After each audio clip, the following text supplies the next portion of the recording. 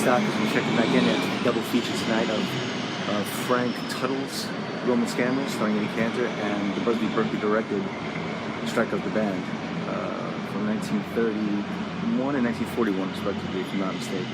They're about 10 years apart, anyway. Two movies I've never seen before. Musicals is sort of a blind spot in my CV, so I'm slowly over the last few years catching up on some of the stuff that I missed. But you know, anytime there's a Busby Berkeley-a-thon, you know, you gotta get in.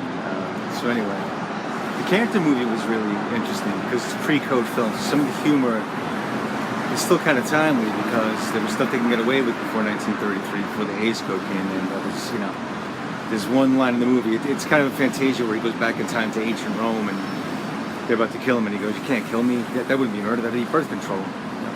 So in 1932, or 31 or 32, whatever it was a little risque at the time. But you know, now you kind of see it in black and white movie from that time, and you're like, "Holy cow!" You're just not used to it. It was the beginning. You could sort of see the beginnings of the real extravagance that Berkeley would start to get into. There's one sequence in particular where they're having a slave auction, and it's, you know, of course, he had this thing with like women in chains and stuff. Like it kind of went through a lot of his other movies. It wasn't just like this Roman, you know, throwback film. But you could start to see how he's going to start maneuvering his camera. And like the originality of Berkeley is that he was the first one to break away from just having 3 or 4 cameras set up on a musical number and kind of show it from what the audience's point of view would be. He started to move the camera as well as move the principals on screen. So as the dancers were choreographed, so was the camera. They all moved in a fluid motion with each other. That was what he kind of brought to the game, and then it would grow and grow until it was like,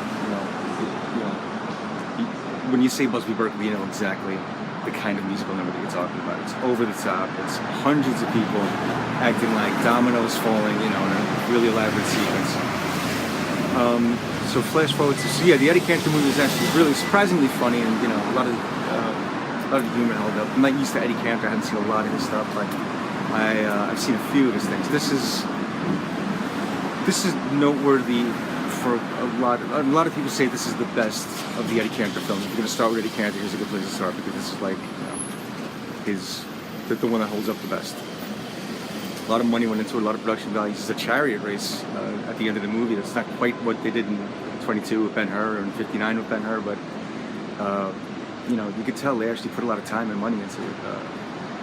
So that's definitely worth checking out. It's worth searching out. Really funny, really interesting to see how Berkeley was going to evolve.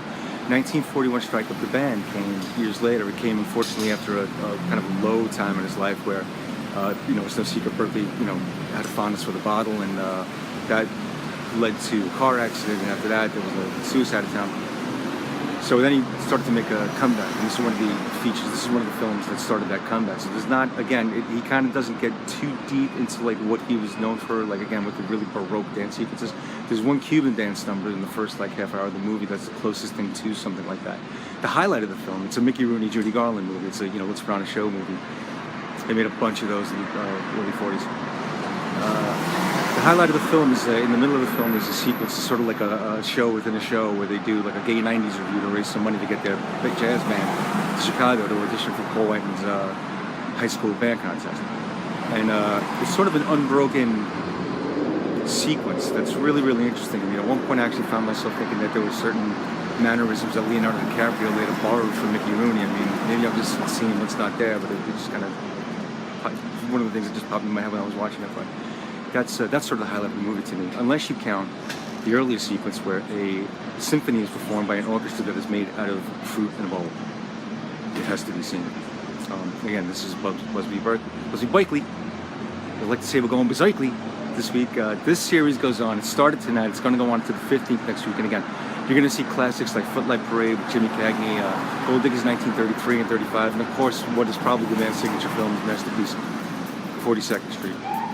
Which 42nd Street kind of began the structure of musicals that were the backstage musicals, where all the melodrama happened backstage, off stage, and all the musical numbers happened on stage. So there wasn't music intruding. There wasn't a narrative where like the music just popped up, you know, during the story. Like there was actually a structure that was off stage and on stage. This film, Strike Up the Band, followed the same formula. All the music was part of a number that was being put on within the movie. And 42nd Street was one of the pioneers of that structure of the musical. So that's upcoming, and of course, the gloriously bad crap, the gang's all here. I was showing a few times this week, and again, it's surreal and nuts and just fun. And again, it was Berkeley's first Technicolor movie, and you can tell because he went all out. I swear to God that there's things in that movie that inspired Peter Max after he had his first LSD trip in the 60s. You've got to see the gang's all here if you see nothing else. But it's going on until the 15th at the Film Forum. A lot of them are double features, if not all of them are double features. So you get two for the price of one, two for the price of one, plus some of the best popcorn in town. You can't miss this. Check the schedule on my website at nitratestock.net or go directly to filmforum.org and check the schedule there. Check my site for other series and screenings that are going on about town. It's only early December. There's a lot of stuff coming up. So I'll be catching up with you soon at the next screening. I don't know what it is yet, but I will be back. And so in the meantime, follow me on Facebook, follow me on Twitter, follow me on nitrous.tv now that I've started this. But just keep following me. I ain't gonna quit. Anyway, so for now, as I always say, this is Joe Walsh from nitratestock.net signing off saying stick with me, stocks.